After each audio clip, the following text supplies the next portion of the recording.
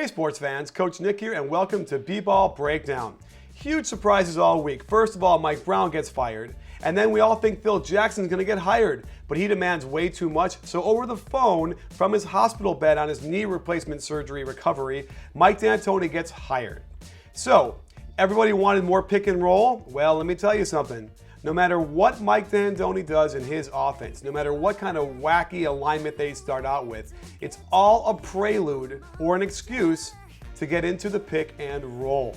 Mike D'Antoni's system on offense almost always starts out the same way, with one guard on top, a screener for the ball, and two players spaced on the wing and the corner on one side and in the corner on the other. The play is initiated with a ball screen on top, and if the point guard can get penetration, he looks to score. So here's an example with Melo attacking with the flat screen on top and two on the left and one on the right, and he can get right to the hoop. This also poses problems for the defense because they have to help out from the corner on the dive from the screener, opening up a skip pass to the corner. If it's a good shooter and a good pass, it could be a wide open three. But watch how the defense rotates under Mike Brown's tutelage, and they end up getting a good rotation, but an open shot anyway for Melo. One thing to look out for on this option is watch how Stat just stays in the corner and never ever moves. Doesn't even move in for the offensive rebound. If they can attack off the initial high screen, the ball can swing around and come back, and guess what? Another screen and roll, forcing again the weak side helper to come over, opening a shot for Amari Stoudemire. Because they're so well spaced, it's very hard if you want to aggressively hedge to come over and help on the roller. And let's not forget how this rule works. When the weak side defenders are there, they have to be on the other side of the lane, so when they come over, they're going to be late a lot of the time. The key to the spacing on the screen and roll is that Melo could pass to any of his four teammates at any time. Here you'll see his options. However, with a good team rotating correctly, they could cause a lot of problems. We all know from Dwight's Orlando days that the best way for him to score in the post is off a high ball screen, a dive to the basket, and a post entry from the wing. This kind of action is prevalent in D'Antoni's system as well. Against an aggressive hedge, you'll see the center able to dive down and get great inside position. One pass to the wing and boom, they get fouled. You can also get that dive situation when they slip the screen, and there's Amari getting good deep position in the low post, and he can ISO as a cutter goes through and go to work. With a really good shooter on the strong side, there really is no help on the ball as he goes away from the screen and it penetrates for a layup. And the very European screen the ball and then rescreen the ball is very difficult to defend against. Look how many open shots there are in this setup. You don't always have to control the action with the guard. Here's where Pau Gasol can be effective. After the screen and roll, Pau can flash to the high post and initiate a dribble pitch with Kobe in the corner.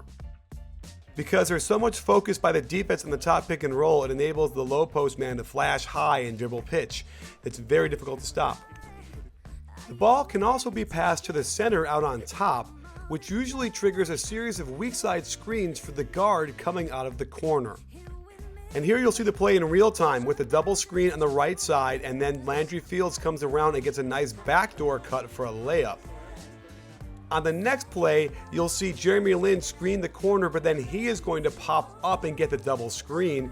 Of course, this goes right to another ball screen, and they get very good action in swinging around the court and earn 2 free throws. And here's a little Princeton action as the point guard hits the center and screens in the corner for Melo, who curls to the basket, and then that becomes a dribble pitch back to the point guard. As the ball swings and comes back on top, they get into pinch post here, and that becomes an ISO for Stat on Pau Gasol. There are plenty of dribble handoffs in this offense, but usually it's just an excuse to screen the ball in a different place on the court. And here's an example where they intentionally slip the screen. Watch Tyson Chandler as he's about to screen and then cuts away to screen in the corner.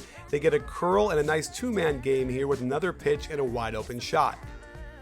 And finally, it wouldn't be a Mike D'Antoni offense if there wasn't some sort of European influence. He loves to line up in very unconventional sets, with 3 or 4 guys all on one side of the court, giving the ball handler maximum space.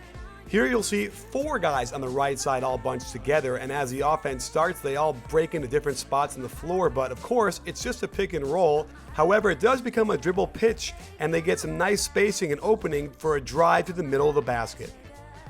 I looked through some Phoenix footage with Shaq playing in this offense to get an idea of how D'Antoni will use Dwight Howard.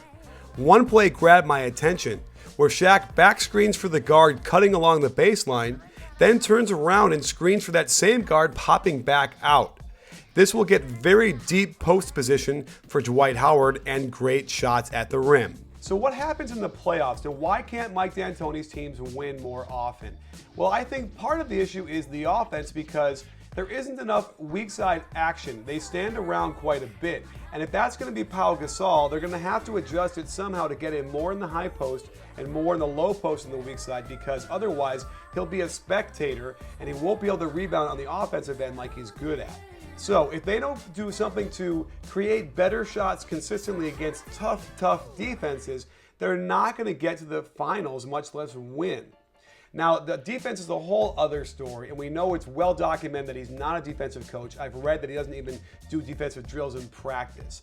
So it's key who he hires as an assistant to run the defense, because that's going to be the tell-all here whether or not the Lakers can compete at a high enough level to win a championship.